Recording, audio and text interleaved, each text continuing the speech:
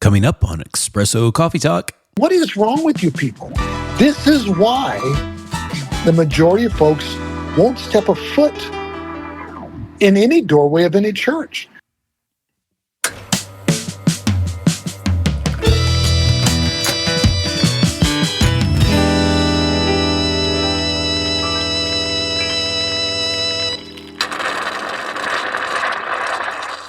Espresso. Welcome to Espresso Coffee Talk. I'm your host, Jason Vandermark. You may be wondering, why should I listen to him? He's just a small town guy from a small town in Ohio. Nobody listens to him. Heck, nobody even knows his name. Why should I listen to him? What's the meaning of life? Why aren't things going perfectly for me? Why? All this and more on Espresso Coffee Talk. But first, before we get started,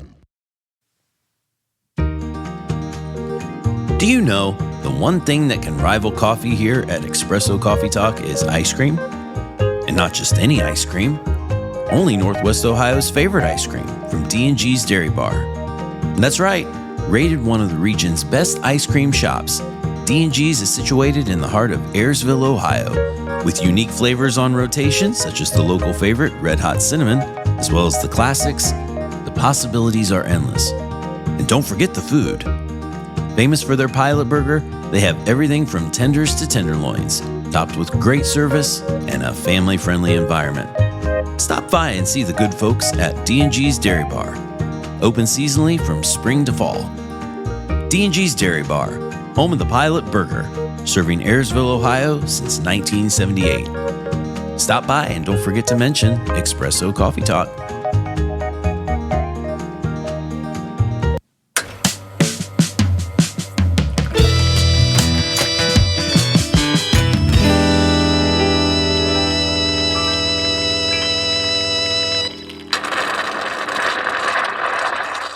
Espresso. Welcome to our first ever Espresso Coffee Talk. My name is Jason Vandermark. I recently sat down with a couple people that I've come to call friends.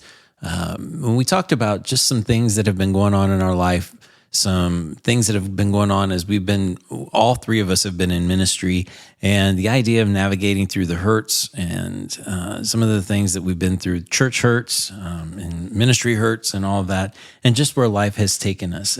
So I really hope that you enjoy this episode. So without further ado, here are me, my friend Stephanie Howard, and my other friend and family member, Dan McClure.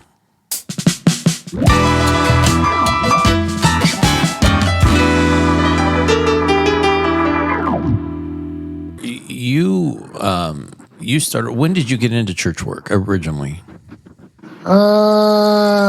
First church would have been in 1989 when I went to Vancouver, Canada. That would have been my very first official. When did you get started in church? 2000, probably 9. Yeah, 2009. Okay, what got you into it first? So initially I got in volunteering in our preschool, and then became the children's coordinator part-time, and then the preschool director. So, and then you got started in youth? Yeah, my degree came out of college in BA in religion with an emphasis. I was pretty much all evangelism, outreach. That was my degree, specialization in outreach. Did you find you had a heart for it? Oh, yeah. In college, started in one program, went to a course. A pastor or a prof was it was a one on outreach. And that just grabbed my attention. And that was in Ann Arbor, Michigan. And the only school that did that was Minnesota, St. Paul. So I had to pack up and move to Minnesota to get that degree in evangelism. Wow. So, yeah, I've always had a heart for it. Still do, very much so. Absolutely. Yeah, always have been. And you have a heart for kids. And education. Yeah, kids in education in some capacity. Had been the children's coordinator for ages basically infant to fifth grade. And then I actually assisted our youth director for 6th through seniors in high school. And we didn't have a ton of college kids, but what college kids we did. And then also directed our preschool. And there it was kind of like a crossroads where it was like, okay, you can't do all of these things. So, and because we had a fairly large congregation and a fairly large preschool, and my heart was really in the preschool. So, ended up directing that. We had about 100 kids in the preschool, and I think I had, 7 to 10 teachers usually. And so I did that for about 6 years. Okay. And so from Minnesota, for you, Dan, after you got your degree and everything, so what's your trajectory then in ministry? Well, from the graduation in Minnesota, the first stint I ran into before I went off to Canada for my first exact church ministry was you have a year-long internship where you go and you kind of learn the trade and all that stuff. And great congregation in Versailles, Missouri, fantastic. But the pastor was not a pastor, so was a terrible first introduction into church ministry. Kind of dampened my soul. From there, trajectory went into full-time ministry. Got into Vancouver, Canada, with the degree in outreach. That was my main calling, but they said, "Hey, would you be interested in helping with the youth program?" I went, "Okay, that's outreach as well." So I was doing all the outreach, the youth ministry, and education. So there were 3 parts of it. First, going in the ministry, and the youth ministry became the dynamic of the church, because outreach was the main emphasis with those youth. So I really put my heart and soul into the youth ministry there, and I'm still in contact with quite a few of them. So that's kind of where it went from there. And from there, then it was, I think, 5 or 6 years in Vancouver. And then I progressed all across the United States doing various things from education, outreach, youth ministry. Kept that going. But, I've been all over the place when it comes. Vancouver wasn't just it. So that was just the starting point. Right. So now from there, I should say that all 3 of us, because so my background is being in worship ministry for, like 18 years, ending up as a lead pastor and then done, boom. That all kind of happened for me in one sitting place. But all 3 of us, from different walks of life, oddly enough, born in Marion, Indiana. Yeah, sadly, Marion, Indiana. Sadly. Hey, it used to be really cool. Well, I don't think that's because of Marion. Okay. I don't think that's because of the place I'm at. That's probably true. But no, all 3 of us, we were in church ministry. All 3 of us have been married. All 3 of us went through a divorce, and all 3 of us went through church hurt. What's interesting is all of it came from sort of different avenues, and each has taken its own sort of trajectory in different ways. And so that's really what I want to dive into, because for you, Stephanie, your church hurt came out of the church that you were attending. That was your church. Where Attending, you were working at, doing everything. All that stuff. So can you lead us up to that point? Sure. So when I moved to Fort Wayne, it was never really supposed to be a long-term move, but life happens and it became a permanent situation. Bought a house and just felt like, gosh, something is really missing in life. And so found a church. Really felt like I was being nudged to find a church community. So found a church, jumped in with both feet, was really excited to be involved and, you know, volunteer and be connected in any way that I could. So even was baptized at that point in the church. I think I was about 23-ish, 22, 23. And prior to that, like growing up, there hadn't been a ton of church in my life. Some, but it was more a scary thing to me for whatever reason, and more of a like God is watching, like don't do anything wrong, and not there's grace, right? Yeah. So that was more how I grew up in it. And so then jumping in as an adult, I got the grace piece, right? And so it was really exciting to me. And I just couldn't get enough of it. Joined all the small groups that I could and like different women's Bible studies. And I had just finished my degree in early education. And so I had a little bit of extra time because I had been working full time and going to school full time. And they came up one Sunday morning and said, we need volunteers in our preschool. We're remodeling. And I thought, well, I don't have anything to do with my extra time. And I just graduated with this degree in early education. So surely I can get involved somehow.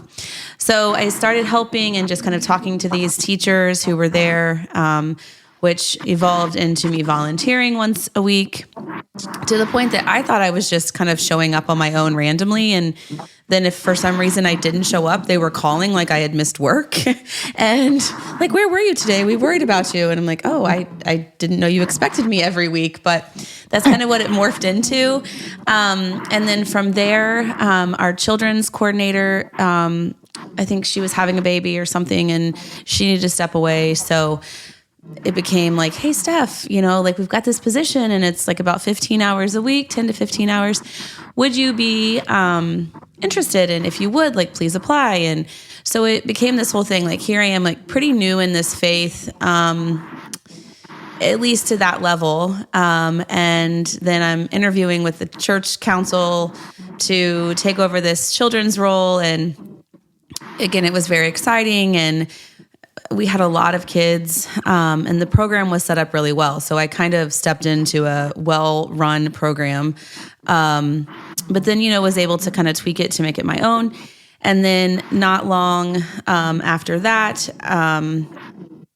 the preschool position, the director position was open, and just kind of by default, because I was the kids person at church and sat on the school board and all of that, we had to hire a new director. And so in the interim, I sat in as the preschool director. And I thought, well, you know, I can't do all of this. And I think at this point I had one of my girls and maybe was pregnant for the second. I don't remember exactly the timeline there. But anyway, so I took over and I just absolutely fell in love with it.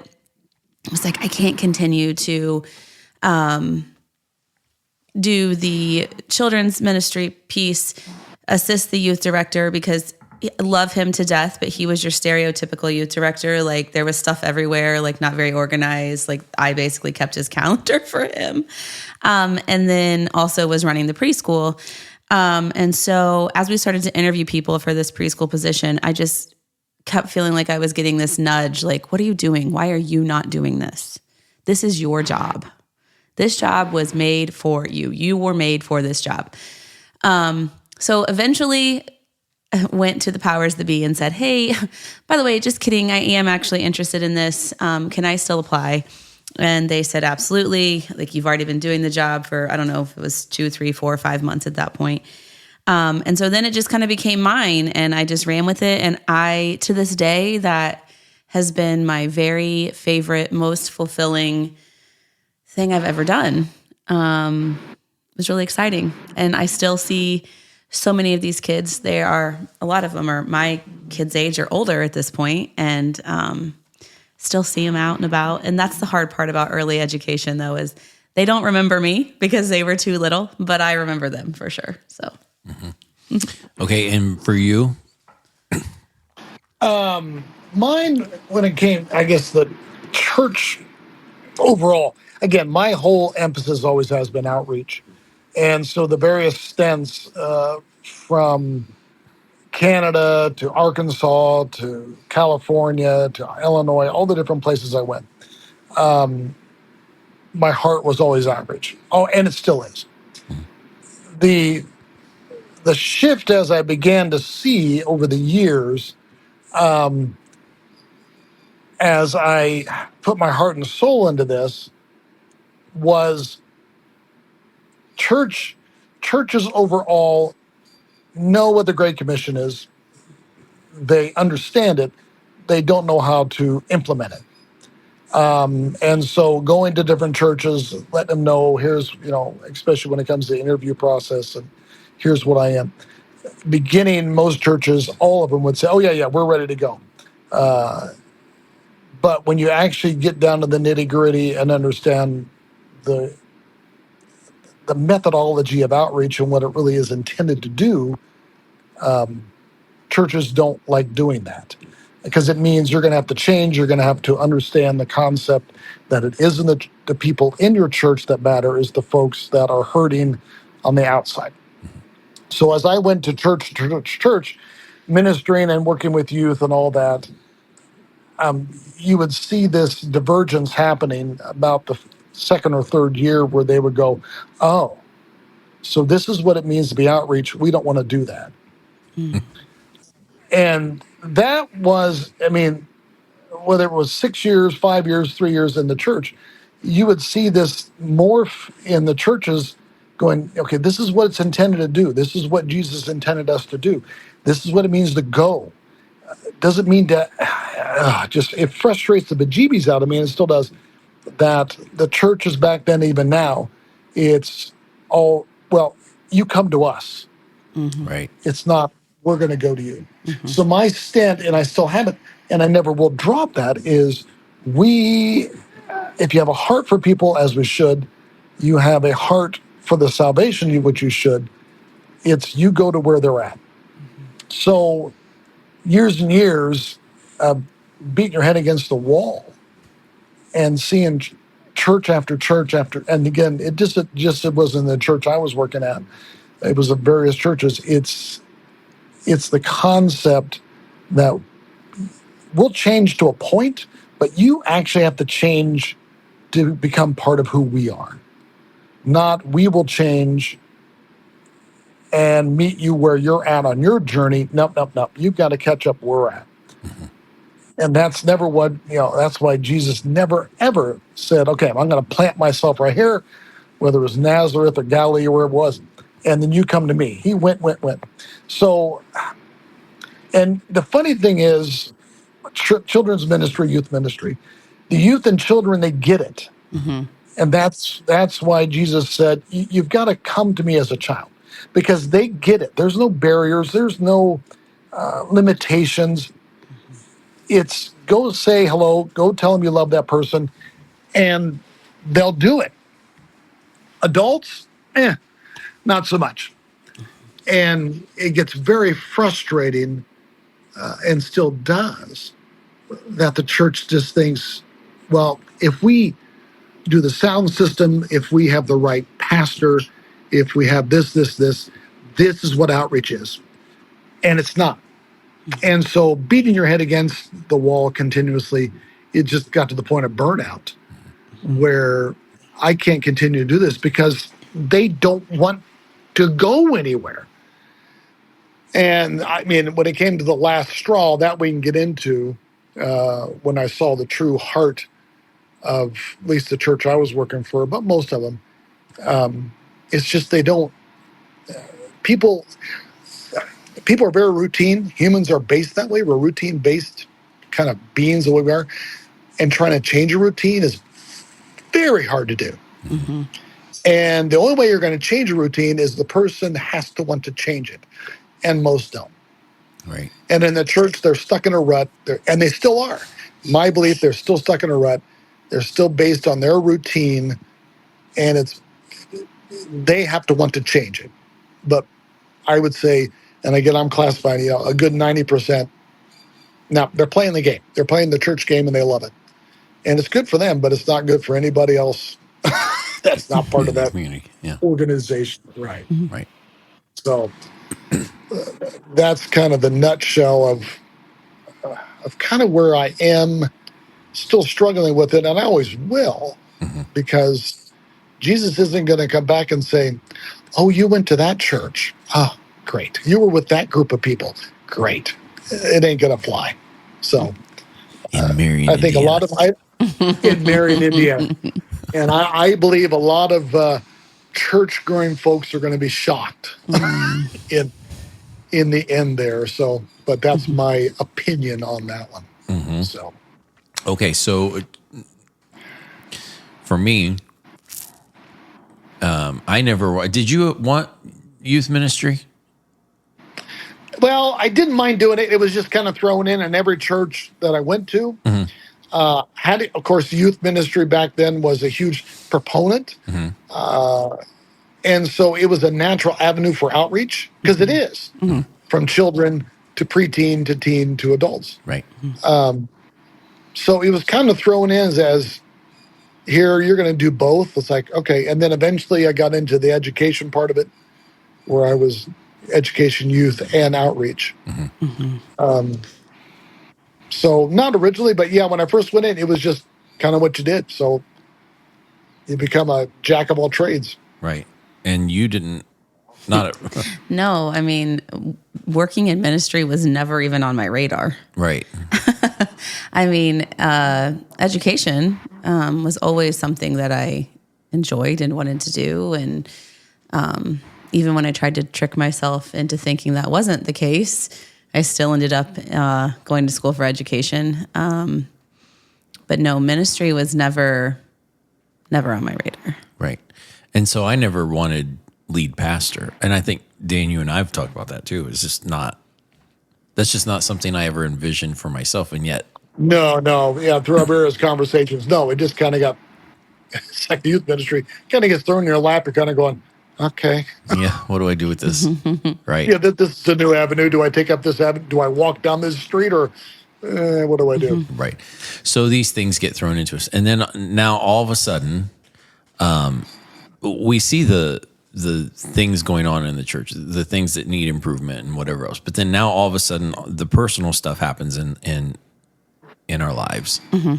And that for me probably was where I saw, in the church, we teach all of these things. And, even like you said, the Great Commission, we teach, go out and make disciples and whatever else. Yeah. So we teach all of these things. And then when the rubber hits the road and it's time to watch that faith go into action, it falls apart completely. And I noticed when personal stuff happened, then you found out really quick who was for you and who was against you, who was really following the teaching and who really wasn't following the teaching. I know both of you experienced that. Yeah. Well, it comes down to the point of why is the church, again, the problem we have, and I'll let you guys talk about this. The biggest problem we have is when you mention the group church, back in Corinth and all those, when you mentioned church, it was a gathering of people at homes. So it was a people group. Now when you mention church, the first thing come to mind is building, structure. This is where the divergence has happened. And it's more of, hey, it's our building that matters. Come to us and be part of this building. Right. And this is what it means to be a Christian. That's not what it's about. And so it's very frustrating because everyone likes that. It's that community, which is great. I'm all about the community. But then it becomes this little group that just gets so tight knit that anybody who comes in, or if you want to challenge anything, then the problems ensue. Right. And when you challenge people, especially on a faith level, because I think what I noticed for me, and you guys can weigh in, but what I've noticed for me is that nobody really has dove deep on a faith level, and they see all the surface stuff. So like, we talk about, well, King David, he was an adulterer, he was a murderer, whatever, but man, he was a man after God's own heart, and what a guy, and God loved him, and so on, and then we use it to teach whatever. But when we see people around us who are the same person, they believe in God and they want to serve the Lord, but they fall into whatever. They fall into pornography. They fall into drugs or whatever. I don't know. You name it. They fall into it. We automatically put a label on them that's not the same label that we put on King David, yet King David was no better. We said, No. No. So Mm-hmm. I guess my point is that we teach to dive deeper into faith, but nobody really goes deeper into faith. And so when the bad things happen, then we start slapping all these other labels on these people, and then we cause even probably more issues within their lives. Mm-hmm. Yeah. Yeah. I don't know. For me, it was kind of, everything that we did was tied to the church in some way, shape, or form. I mean, I worked there. We went to church there, obviously. We did Wednesday nights there. We did small groups. We volunteered for all the things. Our kids went to school there.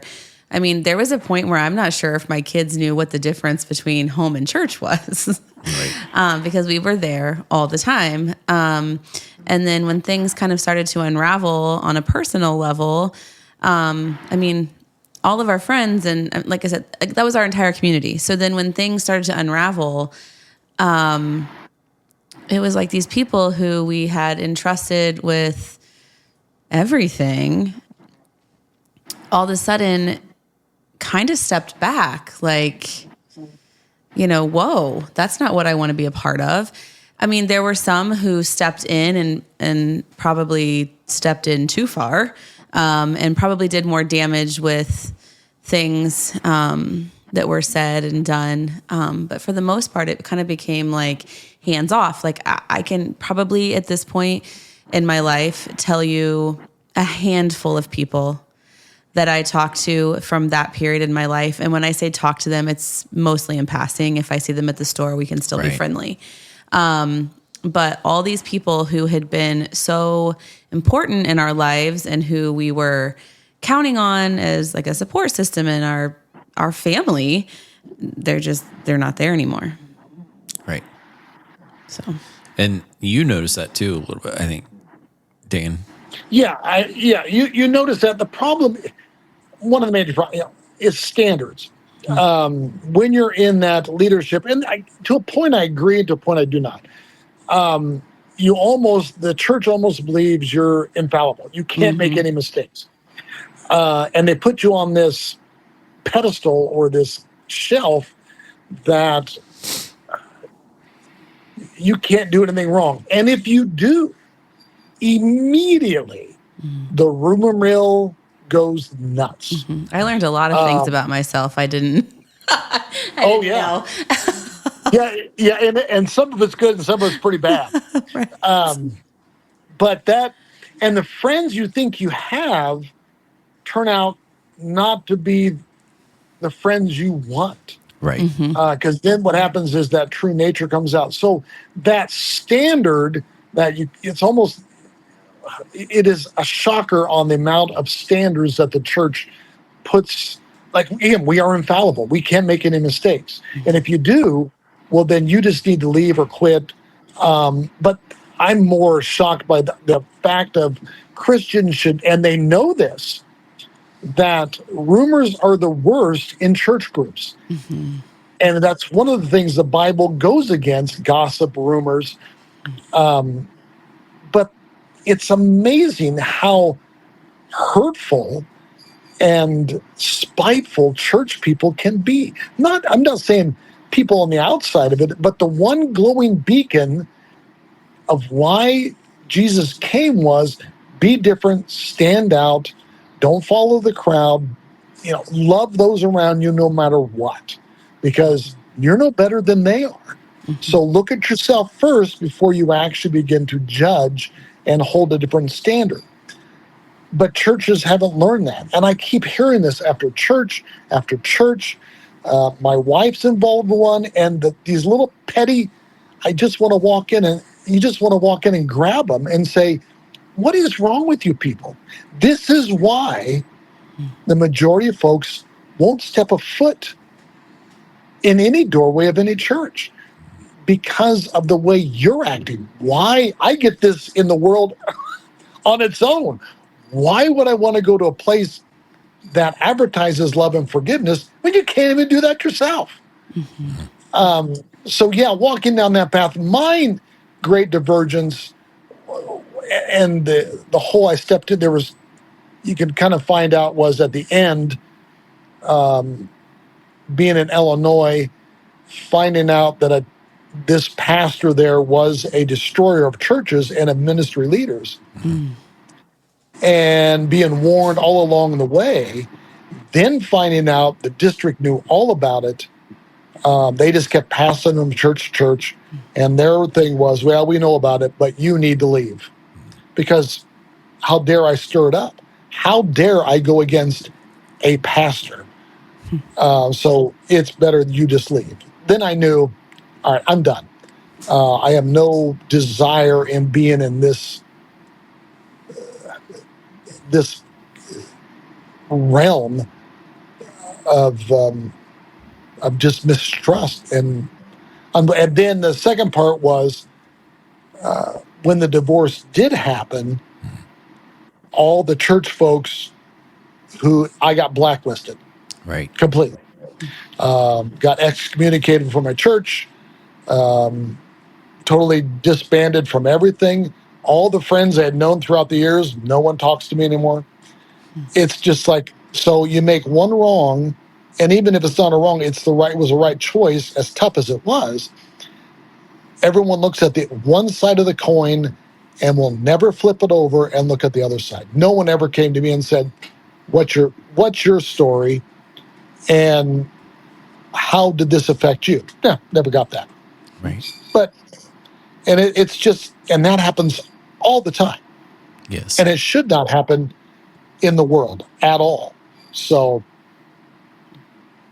Right. yes. So, it's just those, everyone in their life takes a path, whether good or bad. Mm-hmm. And we as Christians, if that path seems down the wrong path, you don't yell at them, you run to them and help guide them. Because you may have been down that path, you may have never been down that path, but to walk with them on the journey, that's the key. Right. You never disband, you never, ever give up on anybody, even if they give up on you. And that's the problem. I see majority churches just give up. Right. And they go, well, it's not part of what we do, and it doesn't fit our little thumbprint here. So, goodbye. Right. So, all right. Right. For me, the day that I got out of it, the day that I sent my resignation in, but I hadn't even gotten divorced and separation. We were separated, and that was like the end all. That was the transition point for them.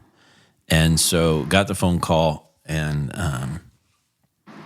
I ended up, just very, very long story short, just ended up saying, I'm done. And I sent my resignation in, and I went home. I was living with my brother at the time, and I went back and just laid down in my room, and I felt so much peace. But the thing that I realized in the coming days is how isolated you feel, because you're right. There was the very few, and I'm very thankful for the few people that did. And, if they're listening, I know that they know who they are. But for the vast majority of people, they weren't there.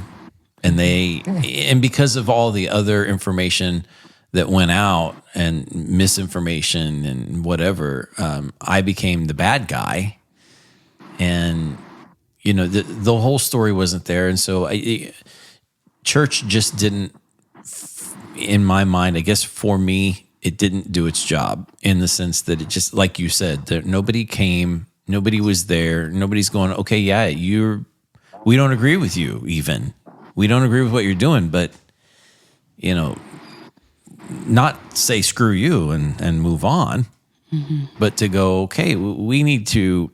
You've been a part of our church family for nearly 20 years now, and we're not going to throw you to the curb just because you did this, or because you're going through this, or whatever. So that's but they do. But they do. Yeah, but they do. And that's where I felt more isolated, and that was a hard realization for me.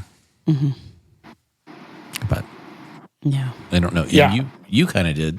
Yeah, same idea. I mean, mine was not the result of a divorce. I mean, there were some struggles in our home life that we were working through, and so rather than, and now that I'm far enough removed, I try really hard to see that people were doing the best they could with what they had, I think.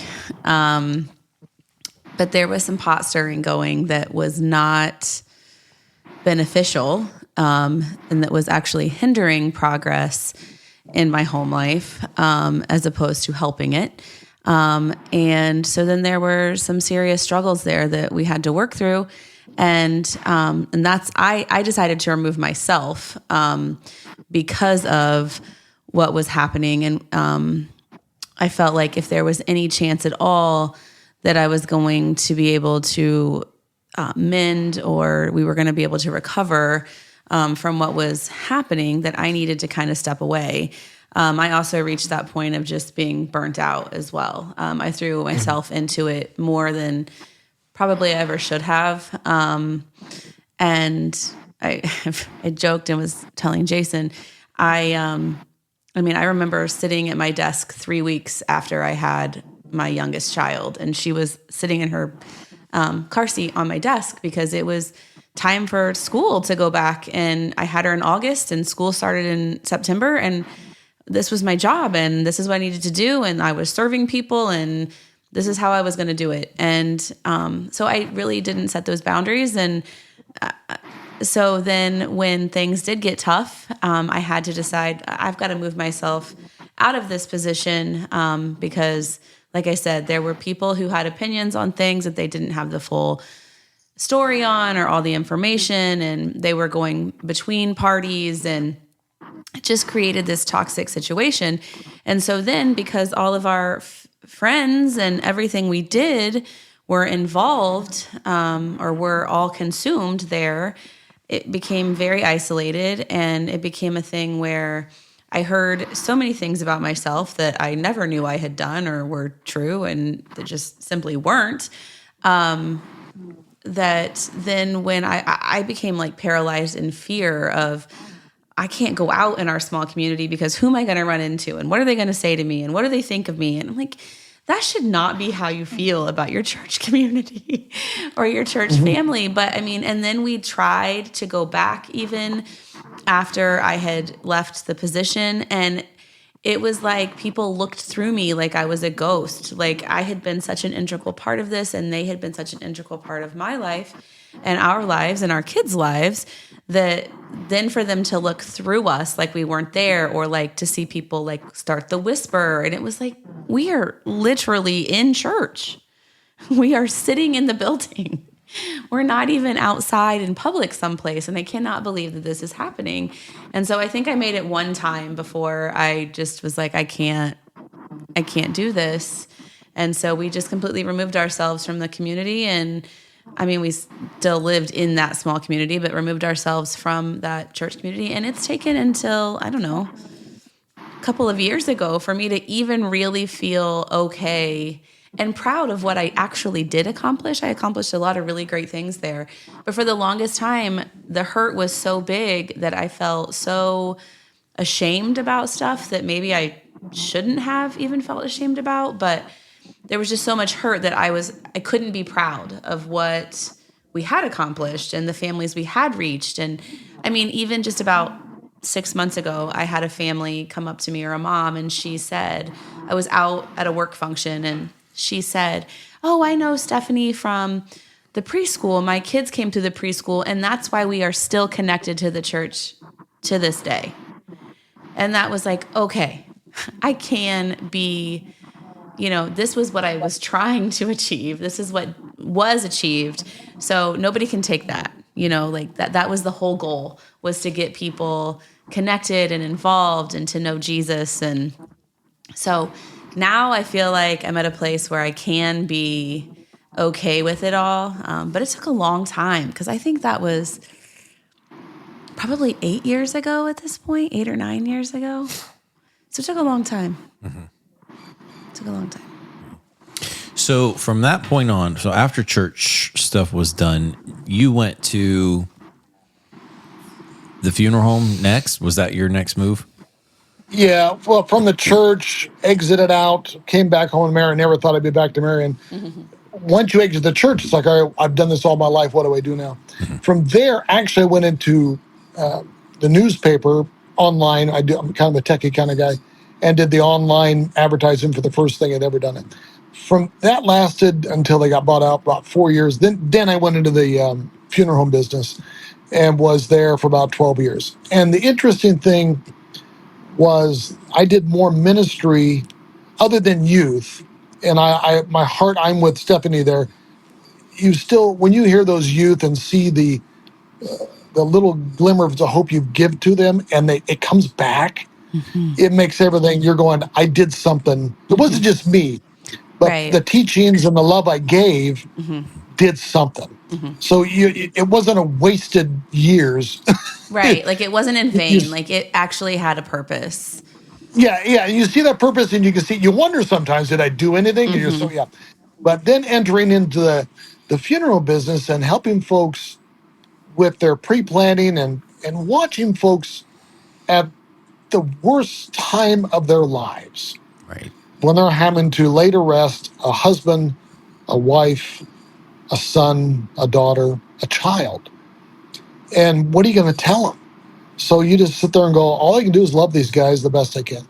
I did more ministry there than I did in church, because you're able to walk the best you can. There's nothing you can say to a family member to help them through the heartache. All you can do is be there and hopefully make this journey a little less rugged. Because death brings out the best, and it brings out the worst. That's right.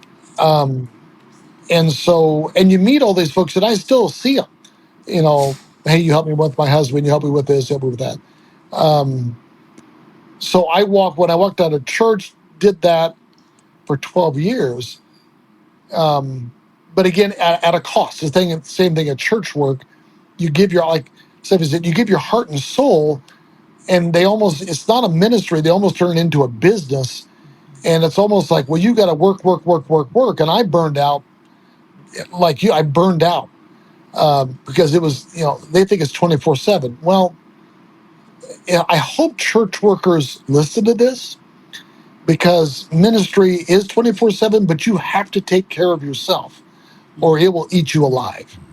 You've got to have the support system. You've got to have that mentor. You've got to have those folks that will pull you aside going, you need to step off for a minute. You're doing too much, or just to walk with you down that path, because church work will eat you up.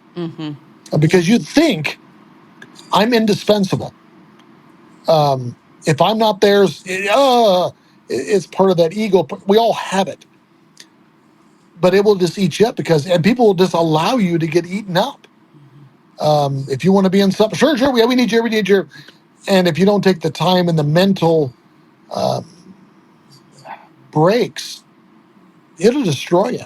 Yeah. Which many church workers have gone through this. It will destroy, and many have been destroyed from that terrible thinking, I need to be involved in everything. Right. One of the things we have talked about before is that because I was so new to that level of faith when I started working in the church, that my very first office was directly across from the church office. And I had the rose-colored glasses on still, where everything was cheery and good, and everybody's happy and healthy and whatever. And my first office was directly across from the church office, and I never heard so many hurts and sad things that people would come in and ask for. And on the flip side of that, the way people would come in and try to take advantage of the fact that we were loving folks, that we did want to love people through stuff, and they would time after time after time come in and, you know, ask for money or whatever. And like, you're happy to give it so long. And then it's like, wait, where's this going? You know, you have to start asking those hard questions. And that was a real eye opener for me. So I was very thankful because it ate me alive. Like, I would take it all home and I'm like, oh my gosh, like, first of all, I can't talk about people's personal business, but I've heard all of these terrible things that are happening in people's lives, and you would never know it outwardly. Like, you just don't know. And then they show up and it's like, oh my gosh, people are human. It's not any different. You know, I think that's the part that I struggle with is as you're talking, just this thought that the giving and the ministry part now has become a business venture. It's not a right. Because it's now a part of this organization, and so the organization, as part of their business venture, will give, and then you have to sit back and you go, well, okay, now we've got this much money in the budget, and you know, we've got this allotted for this mission, we've got this allotted for this over here, and this person comes and they need money or they need help in some way or whatever. Well, we don't have a ministry for that. Right. I don't have a line to take that out of. We don't have a line item, you know, and that happens in a lot of churches. I'm with you guys. I've probably done more ministry. I had done more ministry, I think, working at the winery. Sure. But there's that Bible verse that what is it? The prophet is without honor in his hometown. Right. Yeah, I know what you're talking about. Yeah. Yeah, and so he's in and around Galilee, and he goes back and he preaches, I think in Capernaum or something like that, and they don't want him, or Nazareth. It might have been Nazareth, and they throw him out. Like, don't come out, and don't come out here again. And he goes, a prophet is without honor in his hometown. And the reason, I mean, everybody knows the guy because everybody's going, isn't this the son of a carpenter? Isn't this that guy over there that we've known his whole life? And what makes him so special now? And I think pastors in a church will get to that point too, where everybody, especially if he grows up into the church, like for me now, I'm back in ministry, and sometimes I wonder, I don't know if it's true or not, and people can tell me, but people know my family. My family's been like a part of this community for many years. And so it's hard to get up in there and they go, okay, well, this is so-and-so's grandson. I mean, come on, this is so-and-so's nephew or son or whatever. And what makes him so special? Or even pastors in churches who have been there for long enough, they speak to this people as, again, a business venture, and they have to stand up in front of the crowd, and the crowd has to take their message, whether they agree with it or not or whatever, or maybe they don't even care. They're just there to take in the message and then go home and do their thing. I don't know. But the point is being that, you know, he has to stand up there and he has to give a message and preach that. And then to me, it's almost like no wonder nobody pays attention, because he's become now a part of the hometown. He's like the prophet in the hometown. And to be able to go out and you're ministering to people who you come in contact with, you probably never see them again. Mm-hmm. I mean, you have your moment in time with them, but you'll never see them again. And then those are the kinds of ministry moments probably that are long lasting. Mm-hmm. Like, I'll never forget the girl we talked about. I probably both of you have talked about it, but I'll never forget the girl that came into the winery celebrating her birthday. And I said, well, I hope this year's a good year for you. And she's like, yeah, me too, because last year it sucked. And she proceeded to tell me that she had a stillborn. Mm-hmm. And we went through this whole thing and just, we shared that moment. And then for her, a year later at the winery, I had her on my mind, and I get a call from this lady needing to cancel her wine club membership. And policy then, I don't know if it still is, but policy then is if somebody cancels, you have to ask them, like, did we do something wrong or whatever? And she goes into this thing, no, absolutely not. We love coming out there. We love your wine. And she talks about how now she's just, mom time just takes up her time. It's hard to be a mom and then go out and do their own thing. And gave me her name, and I'm like, I recognize that name. And sure enough, it was that same lady. And she was able to finally have a kid. She's a mom and she's doing well.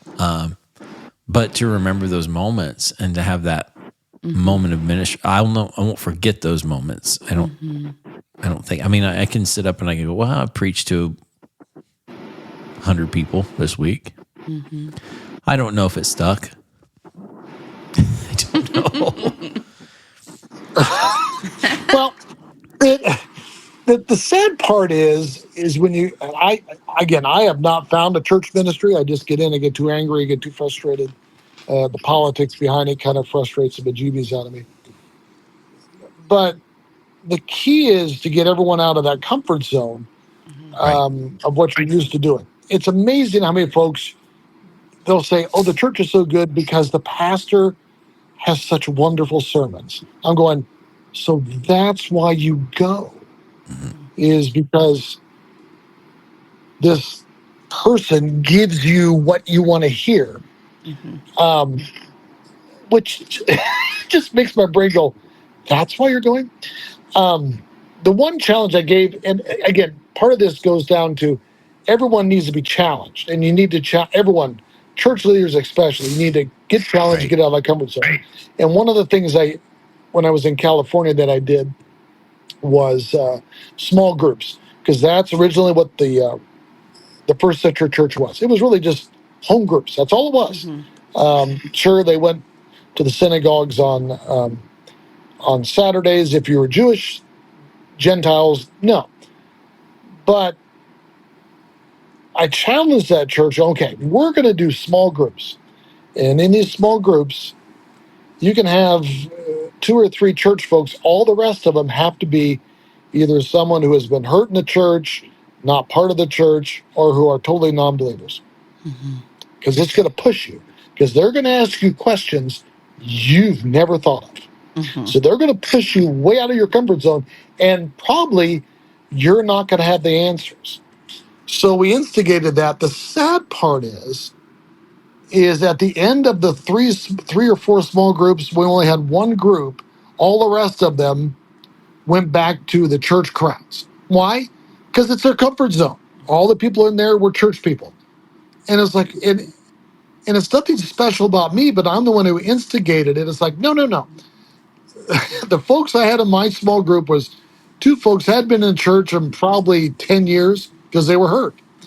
The other 2, which were mother and daughter, were both Jewish. So I had 2 folks coming in who were hurt, 2 folks that didn't even know who the Messiah was. No clue.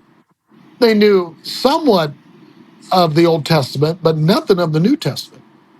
So that pushed me into a realm that way beyond, because I'm going, how do I talk to these folks who are hurt, but also address the 2 ladies here who have no concept of what the New Testament is about? So I had to really, that was one of the best groups I have ever been involved in, because it challenged my structure, my beliefs. It challenged, how am I going to talk to these folks in ways that's not churchy? Because and then it takes, and again, it took, oh gosh, that was a 3-year stint, 3 years with these folks meeting every single week. And at the end of it, the 2 folks said, you know what, we get it. We're going to get back to the church body and really use our gifts and our talents to help minister and move that church into the directions it really needs to go. And then the daughter said, I get it. I understand it. I see who the Messiah is. The mom says, I get it. I just can't accept it yet. So people think in the church that this little group of outreach, we have our outreach ministry will take care of it. What a bunch of bull crap. It's to have a ministry in the church called outreach. Give me a break. Everyone in that church should be challenged, pushed to a realm where it makes them uncomfortable, because that's where you grow. Right. When you're comfortable, you don't grow. Right.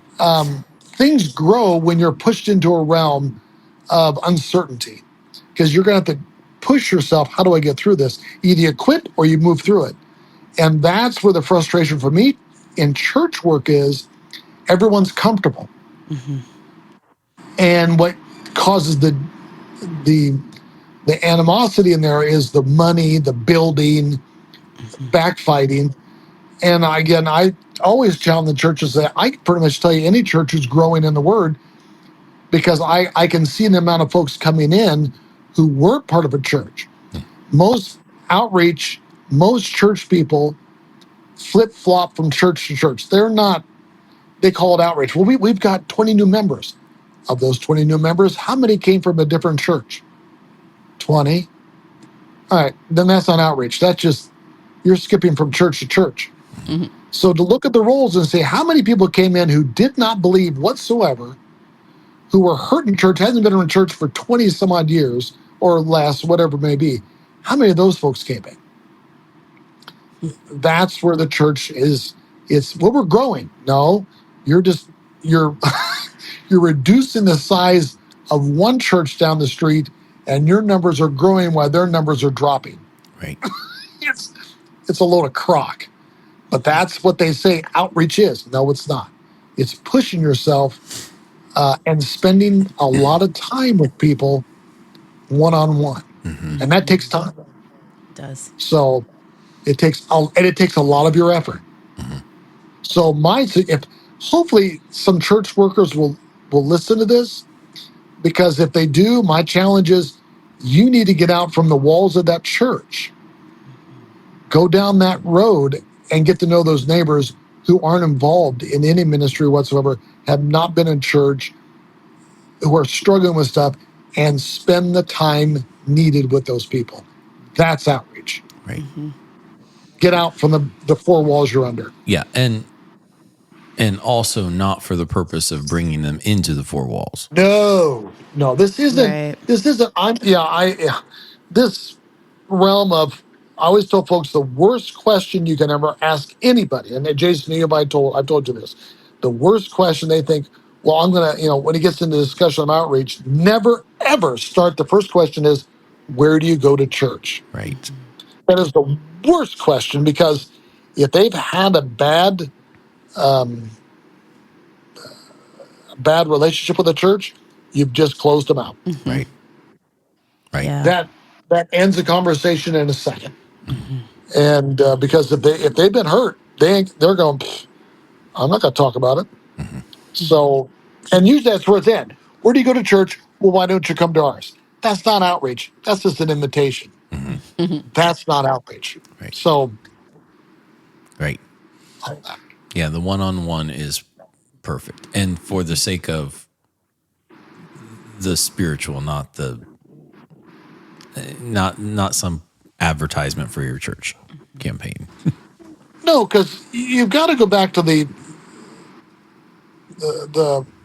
way Jesus did it. Right. And that's the key. That's where people lose it. It's what did he do? If you want to follow the example, what did he do? He was on the move every single day. And he went to the people. He constantly went, small crowds, big crowds. And the funny thing is, he would challenge them. The biggest challenges he gave were those pastors. Right. He'd push them, and he would challenge them. And they didn't like it. And the church is the same way. You question them, they'll come back and spit you right out. How dare you question us? It's like, well, yeah, you better believe I'm going to question you. Right. Because that's what Jesus did. But he went and he went and he went. That's why he said, I need you to go. Go. Go. Don't sit back and stay. Go to these people. Right. Spend time with them. Get involved in their lives. So, yeah, it's not about filling your church. If it is, you're doomed. Sorry, that's not church ministry. Right. That's not what the kingdom of God, growing the kingdom of God is about. It ain't about filling your four walls. No. But here's the other thing.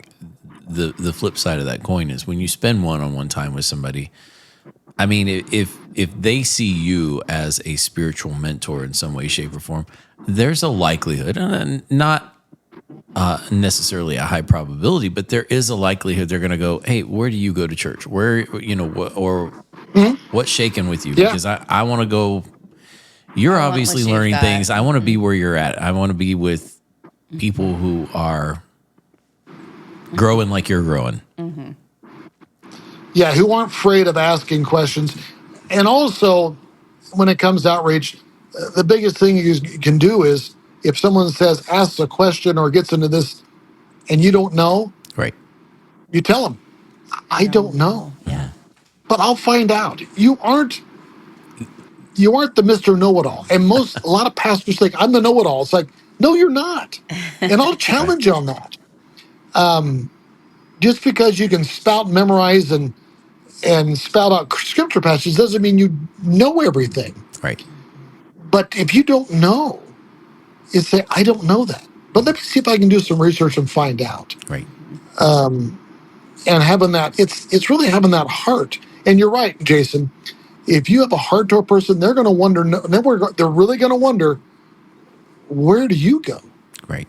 And they ask me, and I'm going, really, I don't go anywhere because I haven't found that church body that fulfills where I need to be. Right. And they just kind of look at the puzzle and going, doesn't stop me from learning and growing. I don't have, do you have to be part of a church? No. But that's how that's how my mom and dad were. My dad still is going, you don't go to church? No. Well, I'm going, Dad, you don't have to go to church to be a Christian. Well, I go, wait. I understand why you do go. And I agree. I'm not saying you shouldn't. But it's not the end all of end all. Jesus is not going to say, oh, you went to that church. Oh, well, come on in. That is not going to be it. He's going to say, what did you do for the least of these? What did you do for that one person who was hurting? You just said, well, you need to come to church, or here's a buck. Have you ever, I've always thought, how many folks ever walked into a nursing home and asked, who are the folks in here that have never had a visitor in the last year? Who are they? And going to them and offering your heart and soul to them. Right. That would be ministry. Right. It's help the lonely, the brokenhearted. That's what church ministry is, not the four walls. But that's my take on it. Right. What was your, and I know that you told me before, but what was your takeaway from church hurt? My takeaway was, we say we shouldn't judge people and we shouldn't, basically I told you it was mind your business. Shocker on that one. Right. Yeah, Mind your business. That's right. Mind your own business. That's right. I mean, do you have me sounded funny? No. Unless if somebody wants you to know their business and is asking you to walk alongside them and help them out or, whatever, great. If they're not, it's not your place to judge where they're at. It's not your place to insert yourself in a position or in some place in their life that they don't want you. You should never do something that's going to hinder somebody from being close to God. And you should never do something that's going to hinder somebody from their healing journey, whatever that looks like. And so that was kind of my takeaway, is that I have no idea what's happening in other people's lives unless they want to share with me. And if they want to share with me and I can reach out to them in some way and show them love, unconditional love, absolutely, I'm on board. But otherwise, I have no idea, and it's not my place to judge them for whatever it is that they're going through. And I know we all know that, and we all say that, but until you've actually been through it yourself and watched those closest to you judge you, it's hard to wrap your brain around. Right. So I mean, I'm back into being a pastor, which I never ever thought I would be again. Didn't want it. You have had, in roundabout ways, you've had opportunities now to Right. educate and I mean, like in my classroom, it was a Christian preschool, so we did, all the Bible Right. studies and different stuff in my classrooms. But Right. yeah. And then you also have had with a recent job, even. I mean, you've had opportunities to sort of minister to people, and you're right about Yeah. I mean, the way I look at it is every place I've been, I love dealing with people. Yeah, the funny thing is, I am an introvert. I like my time away. So at the end of my day, I'm drained. If I'm with people, I'm drained. I need my battery recharged to be by myself. But every place I've gone to is what can I do to help? I guess where I'm at is what can I do to help people lift them up and smile? Right. I mean, especially in today's generation, and the fact that everyone has become kind of self-absorbed. Technology, whether good or bad, has done that. So the social aspect of it, people are becoming very less social just because of the way things are designed in the world. So to offer them a smile, a little encouragement, a little tap on the back, whether it was at the funeral home with walking with folks down that path.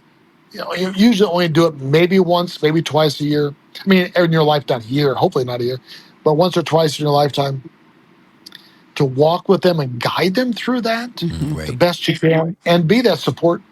And then jumping from there, I mean, I was out at a youth ministry where it was youth who were in drug abuse, sexual abuse, and being at one of the cottages there, and just walking. You're watching these youth who have gone down this path of drugs, being trapped in that realm, and now, in a sense, the establishment says, "Okay, this is where you're going to be." First, you went into youth detention, and now you're at this organization here. But to offer love to those kids, it's all they wanted. For someone to say, "You matter," you matter. No matter what anybody else has said, because you, in a sense, in your life, it's all been about you. It's bigger than that. And I'm still in contact with some of them to let them know, don't get trapped in that zoning in because it's too easy to go back. But I love you, and you have gifts to give, and you matter in this life. If I'm watching people around this world just walk. I mean, I love to people gaze, Walmart, whatever. Most are just locked into that zone, and they're just, the world's shoot them up and spit them out, and you can see it. And to give them a little glimmer of hope, Lord, you just watch them they're almost shocked that someone broke them out of that little realm that little shell they're in, and going, you know what, make them laugh, make them crack up, do something. My wife doesn't like taking me out because I like stirring things up, just to make them, just to kind of catch them off guard. And then they go, it breaks them out of that. I'm in my little mode. Oh, there's more to life. And someone gives me a little bit of attention. It's amazing what it does to people. So like I said, I've done more ministry outside of the church than I have been in. And for me, I still struggle with the church ministry, and I probably always will. But to offer a little glimmer of hope to folks in today's world, because it's always been chaos. It's just another form of chaos in today's world. But, it's just, and again, I hope leaders and church people listen to this, like, smile at people, get them engaged, wake them out. They're almost like walking zombies. Snap them out of it. And you're going to see a little glimmer of, wow, it's just shocking how many folks just kind of go, you're paying attention to me and you're making me laugh a little bit. That's all people want. Yeah. I think empathy was the other thing for me that was huge. And you and I have talked about this, but sometimes I think I'm almost too empathetic with people, but people are not disposable to me. And it seems like so often in our society anymore, people are disposable to others. And that's just not how I see other humans. Like, we all have value. And that was definitely a lesson that came out of it for me, that yes, I mean, things might not have gone exactly how, by the book or whatever, but like, we have no idea. So show a little empathy. We have no idea what people are going through. And you don't. I mean, what paths people walk down, you don't know. And I'm with you. Empathy goes a long way. And just showing a little bit of, you matter, I care. And whether it's going to be 1 minute with the person or 30 minutes with the person, it's sharing that, well, it's just what God will want us to do. I mean, it's just, this is what the Creator created us to be: empathetic, loving, helping. That's why, He put Adam and Eve there saying, now go, minister to this whole, take care of it, guide it, be fruitful, multiply, care for everything, not just each other, care for everything. And when you start doing that, again, it flips the switch of people because they're not used to it. Yeah. People today are not used to someone and saying, hey, I'll spend a little time, I care. And they're shocked because they don't know how to handle it. Right. And what's more is people don't know how to handle it when it's coming from people who maybe are think a little bit differently than what they do. Like it's so polarizing out there today that if you don't agree with me or whatever, it's hard to even like I don't even want anything to do with you. But when you come across people who are empathetic, loving, whatever, and you're going, we can think differently. It's cool. All good. It opens up the world for like this whole new thing. And you're going, wow, this guy over here is loving, or this girl over here, she is a loving person. Even though I've heard bad things about their kind of people. Yes. So, well, I appreciate the fact that you guys have gone through the things that you've gone through, because it helps me out a little bit. And life's all about me, right? It is. Oh my gosh. Of course it is. Yes. It's all about you. I mean, I don't think this connection would be there had you not been at the funeral home. Probably not to the extent. I mean, life would have gone on. Whether we would have linked, life would have gone on and we would have done whatever. But yeah, the reconnection there was, which is kind of sad that it took death. But that's what happens. Death again brings the best out and connects people. But also, and the biggest thing is that connection has grown. Right. From that point. It wasn't just, this is terrible, your dad has died, great to connect with you again. Right. Well, let's try to get together again and blah, blah, blah. Well, from that point on, it's been a journey. Right. And people may not know, we get together, monthly, bi-monthly, once a month, once every other month, and challenge each other by that'll be a whole nother podcast. Well, it will. Absolutely. Yeah. I've heard about some of these meetings. Oh, Lord, yeah. People always go, what'd you talk about? Well, I really can't talk about it. You really have to get in the mode. Right. But it's been a challenge, but it's also been a connection to see the heart and soul of each person here. Right. And that's what, for me, the best part of it is, it's not just challenging each other. It's that time we spent. Because when you really start challenging, then you get to know the heart of the person. Right. That's right. And that's where the biggest plus out of, when you spend time with a person, you get to know every part. If you really want to know them, it's the greatest thing you can do, is just get in the heart, and then they begin to share, and you go, wow, okay, this is very interesting, because things come out that you weren't anticipating. That's right. It's awesome. And you learn and they learn. Yeah, and that's what it's supposed to do. Right. You aren't I mean, when you're in church work, and I found this out, you think you know it all. I went to church. I went, I have 4 years of degree and I know it all. Mhm. And you find out you don't. Right.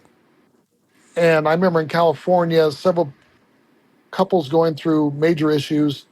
Well, the pastor and I did the church thing.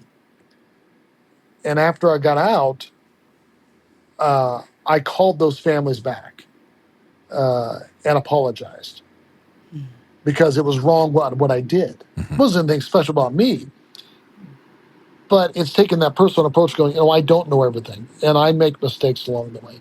So I called those 3 folks and said, I'm so sorry because I gave you very bad advice. So if you make a mistake, own up to it. Right. You don't know it all. Right. You never will. Right. You never will. He's talking to So. you too. Oh, okay. No, I think she knows it all. Wait a minute. Ooh. That's right. She says, I'm I gonna like start this guy. listening. That's right.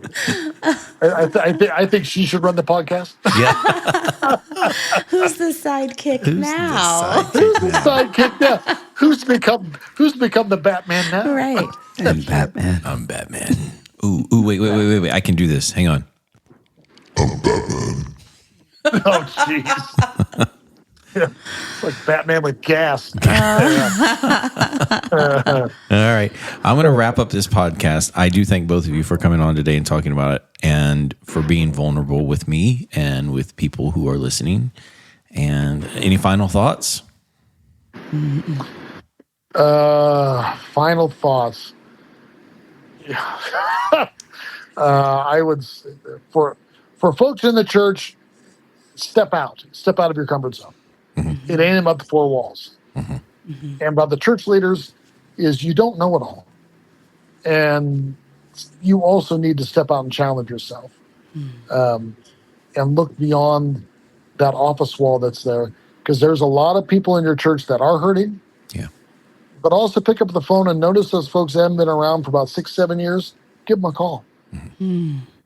Spend some time. Don't just give them a call. Go to their homes and spend some time with them. Right.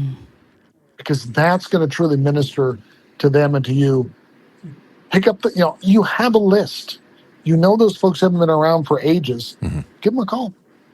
Yep. Absolutely. So, yep. How about you? I don't think I have any final words. Okay. Until next time. She's Batman. She's Batman. I'm Batman. Good deal. All right. Well, that wraps up this podcast. You guys have been great, and I thank you again for coming on. And until next time.